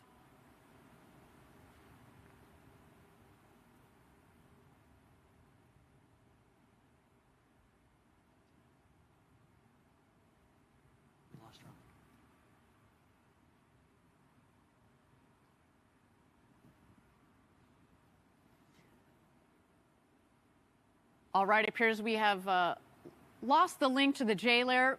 So far, though, everything appears to be nominal. So far, what we have seen, a clean liftoff. We did have max Q, maximum dynamic pressure. That is essentially for the rocket the hardest point in the flight. And then we had main engine cutoff. And now, as you can see, separation. Here we've got our infrared camera, especially on the left side. As you've seen earlier in the show, it is a little hazy down there in Texas, so we are going to rely on multiple cameras here as the vehicle continues its ascent towards space.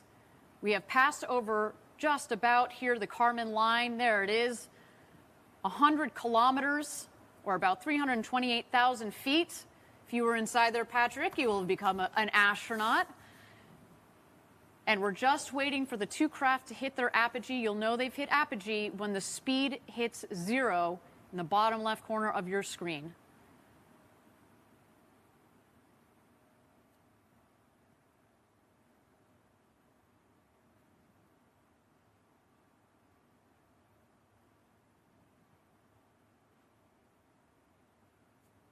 There it is, apogee just at about 346,000 feet. Of course, we're going to have official stats for you after the flight via Twitter, but so far so good, Patrick.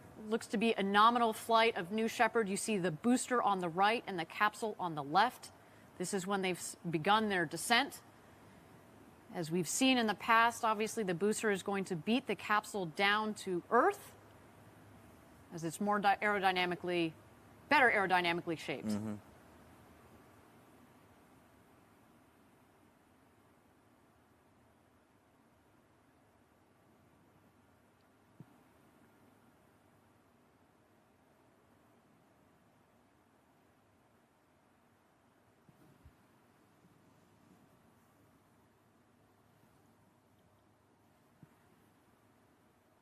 And thank you again, everybody, for joining us live for New Shepard's 15th flight to space. We are 5 minutes into what appears to be so far a nominal flight for New Shepard. We, of course, preceded the launch by what appears to be a perfectly executed astronaut experience rehearsal. While there are no astronauts on board today, that was a critical step towards our march towards first human flight.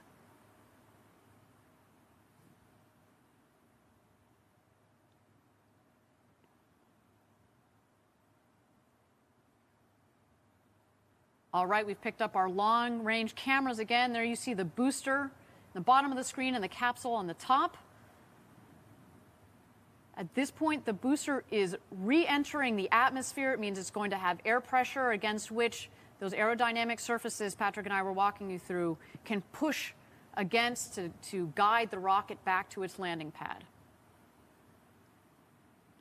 And to think this rocket will have peaked at almost Mach 4, and it's, by the time it touches down, it's just going to touch down at about 8 kilometers per hour or 5 miles per hour. So relatively speaking, a nice soft landing.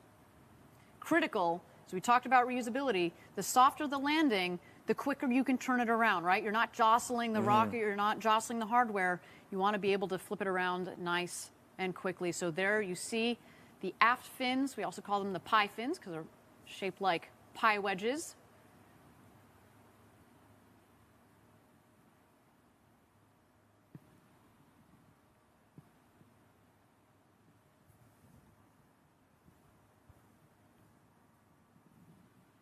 All right, there go the drag brakes. And there you see all the speed bleeding off of the vehicle and waiting for our BE3 engine to relight. There it goes.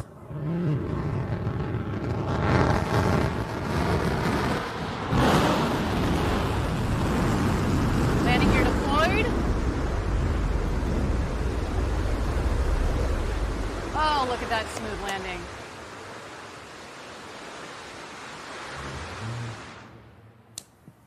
And touchdown. Welcome back, New Shepard.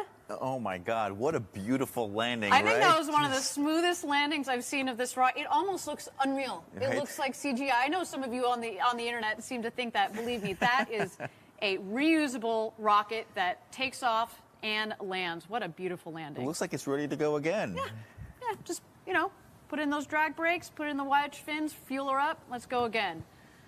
But until then, the show is not over. We do have the crew capsule here. On board, we have Mannequin Skywalker, as well as a couple of payload lockers filled with postcards from Club for the Future, from students from around the world. We are waiting to see the drogue chutes come out. They will be followed by the main parachutes. And a little wink from one of those big, beautiful windows. Look at that. There go the drogues.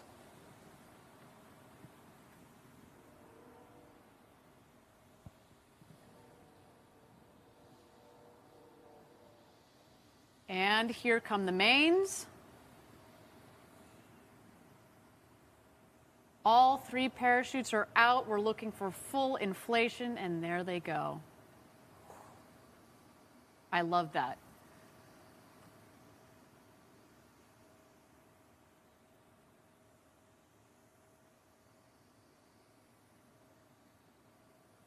So far, so good. A nominal launch. Nominal landing for the booster. We're waiting for the crew capsule to come into land. We're at about 1,600 feet to go. And a nice smooth descent at about 16 or so miles per hour. Just at about 25 or so kilometers per hour. That is a nice smooth descent. There's the valley of our West Texas launch Site 1 as we call it.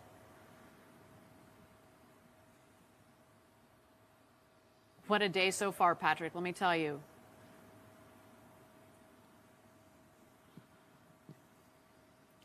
Now, at 800 feet to go here, we should remind everybody that we do have the retro thrust system that kicks on just in the last moment. Basically, it just creates a nice air cushion for the capsule so that if you, next time, hopefully, you know, when you and I are up on in that capsule one day, we are going to be getting a nice air cushion underneath the capsule.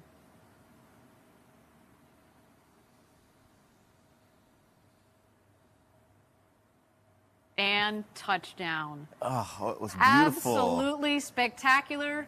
Patrick, I told you it was going to be worth the wait. Look at that. Definitely. I love you. See, you can just see it just as it lands. You see that puff of air and it kicks up all that dust, but it's just such a gentle landing right there. A beautiful launch and landing for both the crew capsule and the booster. Team Blue, congratulations to all of you. What a day. You should be so proud. And again, Patrick, soon, you know, if you're an astronaut on board, that is going to be a ride of a lifetime. Cannot wait to check out those onboard cameras to see the views that Mannequin Skywalker had today. And he gets to have all the fun, gets to go everywhere. I know, that guy. Jeez.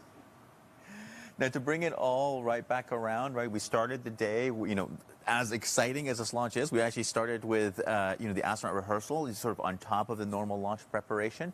And now we're going to bring it all back. Those same stand-in astronauts are going to go back out to the capsule. Once we open the hatch, they're actually going to get in, and we're going to practice and rehearse, essentially getting the astronauts out safely, getting them back into the van, have them reunite with their loved ones, and that's when they would go off and celebrate this sort of incredible experience they would have just had. So, you know, I can tell you that when we've done this in rehearsals and the people have just been sitting out there when this has just happened, you know, they just get emotional. Even just sitting in at the very end, they get emotional. I can only imagine what it'd be like to actually fly and get land and have that happen. We see it time and time again. You saw a little bit. Obviously, we didn't have the audio for the safety shelter earlier today, but you know, seeing the reactions of our stand-in astronauts from having done the rehearsal, they get super, you know, psyched and worked up, as they should, right? And then same thing, as you just mentioned, when they come out of the capsule, it is, you know, we put them in, but then they come out again, and it's just this elation. And to think, you know, next time, you know, it's coming up soon, when we start, you know, putting people in that capsule, you compound it with a launch to space and back. Ugh. With a boat full of adrenaline, you better believe they are going to be absolutely psyched and ready to celebrate. Absolutely.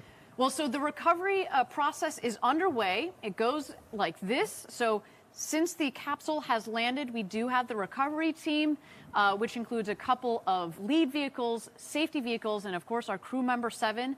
They are quickly traveling out to the landing site.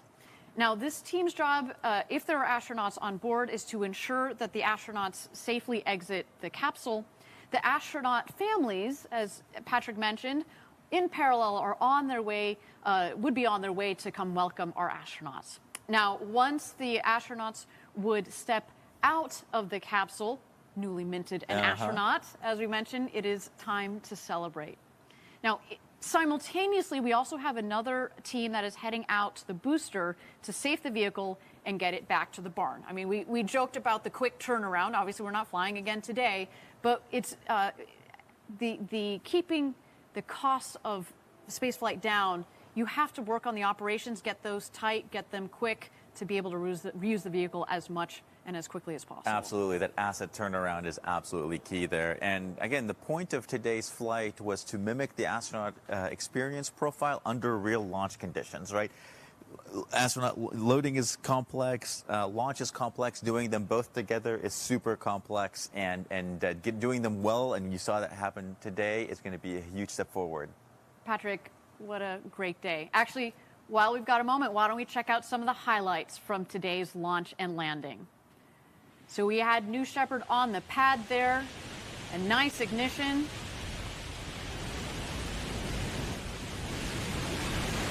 And a clean liftoff. Look her go.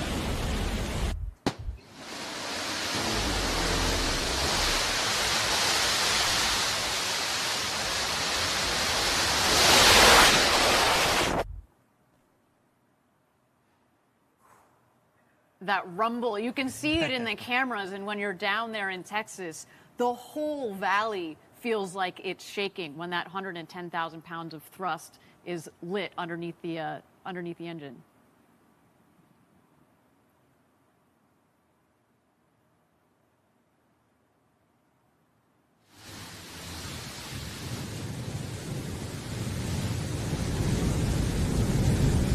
And this angle. Patrick, this is one of my favorite angles. It's very reminiscent of, you know, the Saturn V taking off from the pad during the Apollo days. Absolutely. Super, you know, super reminiscent, super vintage look. Now, this angle right here is one you would not have seen back in the Apollo days. But this is the kind of the cool thing about having these drones up there. So you can get these beautiful shots of the rocket just going by as it's flying up. So close you can touch it, I right? know. All right, here comes the booster back for its soft landing.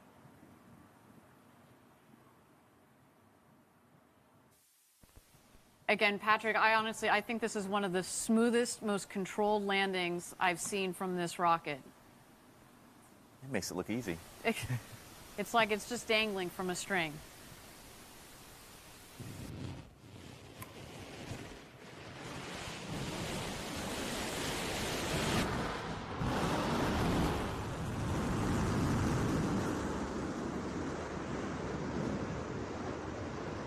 And that's one of the benefits of having such controllability in the engine, is you can really sort of dial that thrust in and ease your way down onto the launch pad. Exactly, exactly. And talking about the, you know, we were talking earlier about the lessons that we're taking from New Shepard and pulling into New Glenn. That throttle ability on the engines is critical.